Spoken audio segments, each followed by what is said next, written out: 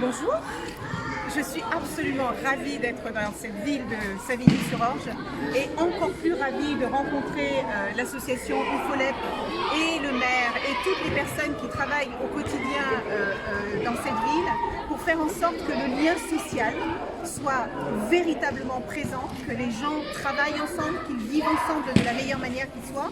Et je crois que le faire au travers du sport, qui apprend tellement de valeurs, de respect, de discipline et de travail en commun, c'est une idée absolument extraordinaire et je tiens à la fois à remercier cette association et également tous les individus, parce que c'est un travail évidemment collectif, qui font en sorte que ces jeunes qui n'ont pas pu partir en vacances puissent à la fois s'amuser, apprendre et vivre correctement ensemble. Dans le cadre de vos fonctions, quel est le but de ce déplacement aujourd'hui?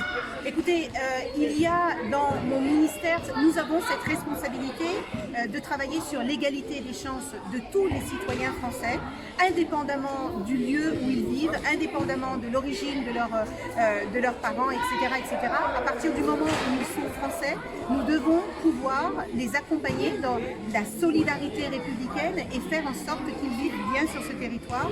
Et c'est ce qui justifie que je sois venue voir comment ces jeunes qui sont défavorisés, qui n'ont pas les mêmes chances que beaucoup d'autres, occupent leur temps et ma foi, ils l'occupent de manière très intelligente. Je voulais savoir comment est-ce que l'État va s'y prendre pour répondre positivement à la demande de Monsieur le maire.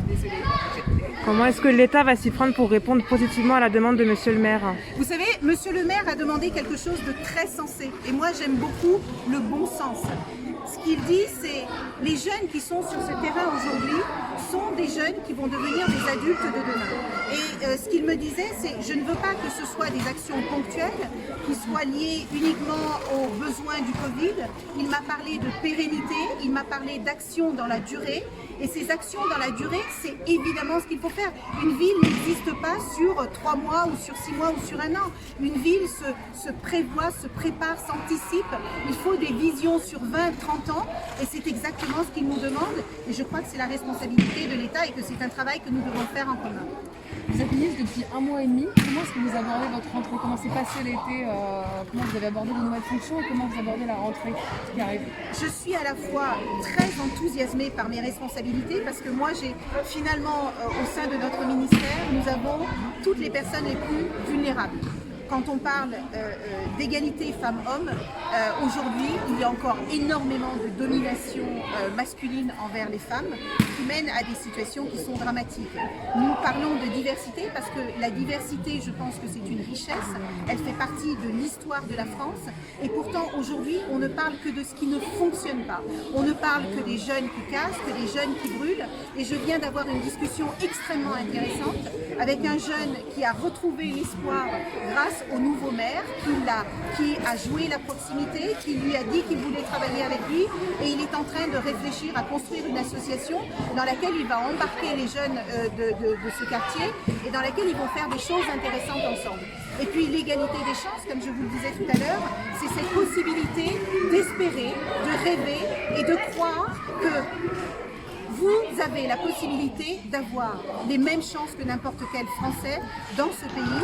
Et ça m'enthousiasme, ça me donne du courage, ça me donne de la motivation et je saute de mon lit tous les matins en me disant aujourd'hui je vais faire quelque chose d'utile. Vous semblez enthousiaste? Vous avez de l'espoir et de la... Beaucoup. Je crois qu'il est très très difficile d'être une femme ou un homme politique aujourd'hui dans ce monde qui est tellement plein de défis où chaque jour vous avez des raisons de désespérer. Moi je dis que tant qu'on vit, on a des raisons d'espérer parce que tant qu'on vit, on peut changer les choses. Et je vois énormément de personnes ici qui ont l'espoir de faire changer les choses. Sinon vous n'auriez pas tous ces jeunes qui accompagnent ces gamins, vous n'auriez pas ces associations qui se forment, vous n'auriez pas un maire qui se dit il est temps de faire changer les choses et de considérer tous mes citoyens ou tous mes administrés de la même manière et de leur donner la possibilité de vivre correctement. Si ça, c'est pas une belle motivation, je ne sais pas ce que c'est.